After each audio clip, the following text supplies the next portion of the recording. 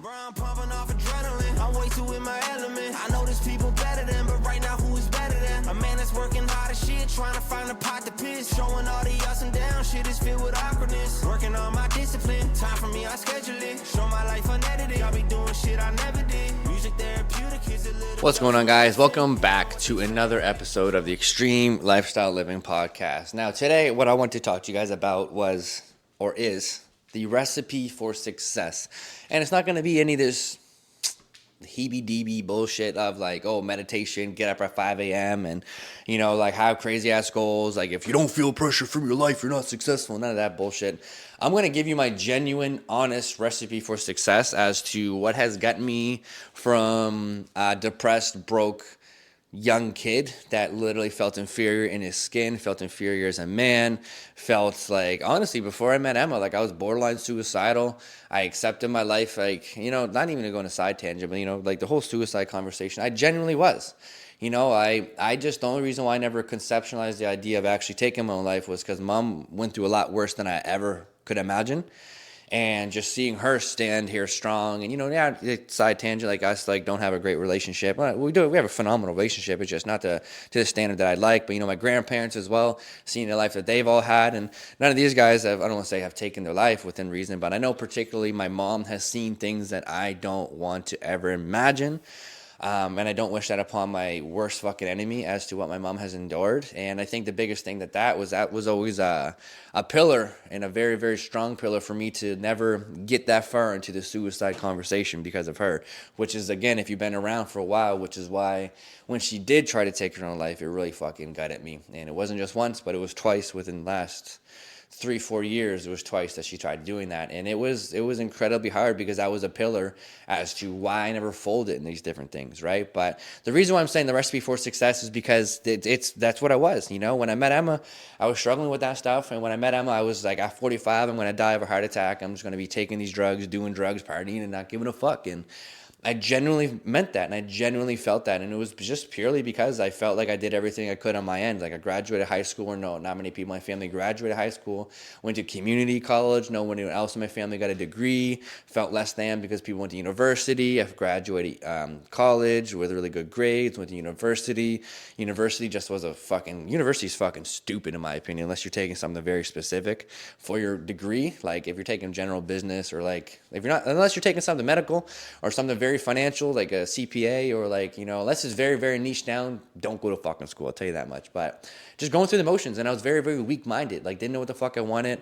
And, you know, since COVID, and really just like hunkering down and being the man I need to be for not just myself, but like I said in recent podcasts, is like for my future kids and family, I had to come up with a plan. I had to figure out something. And, you know, a lot of that stemmed from just Emma being present in my life and giving me support and giving me love and just showing me that I'm worth it and that I'm actually capable of doing things in my life. And, you know, like, I've always had that, you know, but she really helped spark that out. But all of this rant I'm saying is, you know, if I was to give you the recipe for success from when I realized I was worth more than just my emotions, my depression, and what I settled for, to where I'm at now, which is about 5 years, I'd say about 5 to 6 years. So let's say 4 to 6 years solid. So let's say 5 years. 5 years solid of me on this journey of, you know, really trying to change my life. Not even trying, really changing my life for the better. Getting out of all of the depression symptoms and really managing them.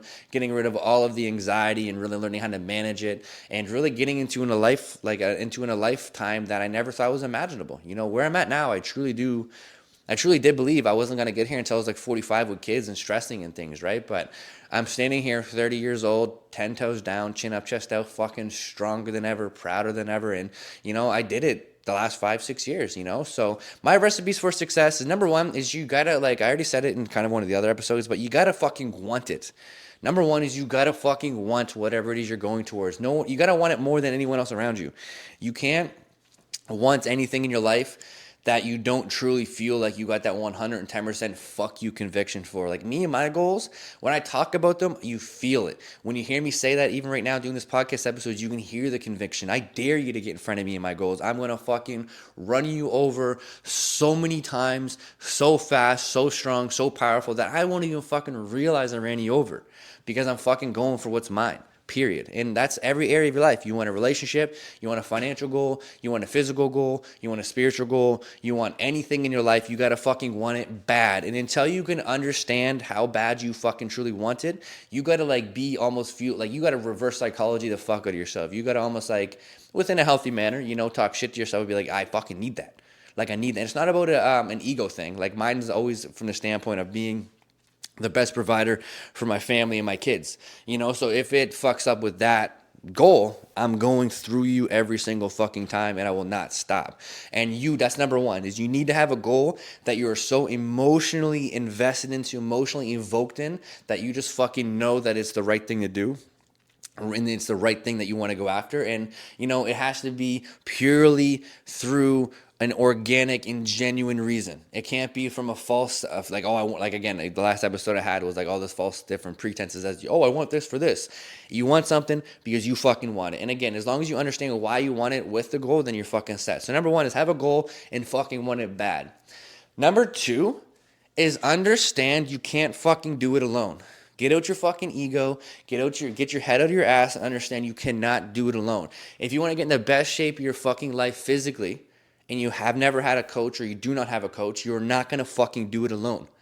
And if you do, good on you. Same thing. If you want a career advancement, you cannot do it alone. You're going to have to get into an educational program or a certificate program or an hourly fucking like you're a mentor. Like you're going to have somebody show you something. And that's even for mental health. Like that's the biggest thing. You can't do it alone. I don't give a flying fuck how confident you are in your abilities and that your ideologies on life. Even if you disagree with somebody by 1%, you're gonna have to listen to somebody else at some point to get to where you want to go. Because where you want to go, there are already hundreds of thousands of people there. And those people have access to information that you just don't have access to. So you got to get somebody in your corner. I got like 15 people. I got so many people in my corner that are just blessing me up, making sure I'm always staying in the right position to the point that it makes me uncomfortable, which is why you need those people. Because if you want something fucking bad and you have and then you have a fucking group of people that have had it before or have some degree of what you want and they're helping you with it, that's a multiplier effect. You're going to shave so much time off your fucking just duration of going towards this goal because people have the fucking cheats, the hacks, the blueprints to getting it. But also you're going to be surrounded by people that actually give a fuck about the same thing. But also, you can't do it by your fucking self. So number one is have a fucking goal that you know exactly what it is and you want it fucking bad. Number two is you can't do it a fucking alone. So you're going to have to invest into someone or invest into something to get access to what you do not have access to now. Number three is put in the fucking work. Put in the fucking work. And you got to understand putting in the work just means showing up every single fucking day and trying your best. It doesn't mean reinventing the wheel each day, each week, each month. You're not going to do that. There are going to be bouts of your duration of your career, your mental health, goals in terms of your boundaries with anxiety, depression, and like anything else in terms of your self-esteem. When it comes to financial careers and all these different things, there's going to be times where you question it. And that's when you know exactly where you're supposed to be. So work fucking hard, show up every single fucking day, and understand that it's supposed to be uncomfortable. Because if it was easy, everybody would have all their goals. If it was easy to be in a fucking immaculate, incredible shape, everybody would be walking around with their fucking abs out and their arms out and the bikinis and all this different shit. If every single person was meant to be a millionaire, debt-free, financially, all these different things, then everyone would be. But they're not, and there's a reason why they're not, and it's because it's fucking hard. So no matter what area of life you're in, even if it's schooling or whatever it is, you gotta fucking work hard for it. You gotta work fucking hard. You gotta conceptualize the idea that you gotta burn out probably several fucking times before you're at your end goal. Because again, if it's easy, nothing in life comes easy, and if it does, it's not fucking meant to be. So if you do have this unwavering amount of just emotional, just focus on this goal that you really want, and you've invested into mentors, invested into some type of area or somebody, and some people are helping you with information, then you got to fucking work hard towards it. And you got to understand you're meant to get kicked down. You're meant to be bruised. You're meant to be upset. You're meant to question things because that's how bad you fucking want it. You want to feel almost insane with it, but showing up every day and working hard towards it, you just got to put your effort into it, because there's going to be days where your effort doubles in terms of your expectation, in terms of return on investment. You're like, holy fuck, look at this. I actually did so much today. But then there's going to be other days where you put 110% of effort in and you maybe feel like someone took something from you. Do you know what I mean? So you got to work hard every single day and understand that that's just a trait that you have to understand, which is why if you know why you're doing what you're doing for a set goal, then it makes it that much easier to understand that just being on the trajectory of getting that done in general is in itself the blessing. Which leads me to my fourth standpoint, which is consistency. Show the fuck up every day. Every day. Every day. It's not 4 days out of the 7. It's not 5 out of the 7. It's not 6 out of the 7. It's 7 out of 7 fucking days. You show the fuck up.